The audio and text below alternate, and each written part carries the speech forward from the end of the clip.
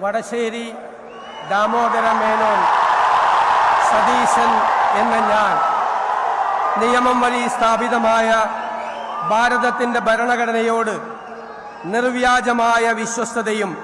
കൂറും പുലർത്തുമെന്നും ഞാൻ ഭാരതത്തിൻ്റെ പരമാധികാരവും അഖണ്ഡതയും നിലനിർത്തുമെന്നും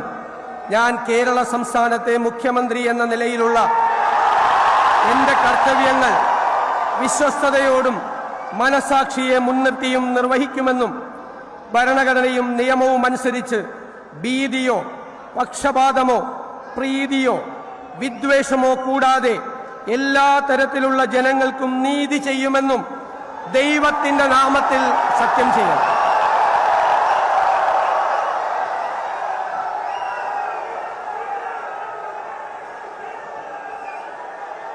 ഞാൻ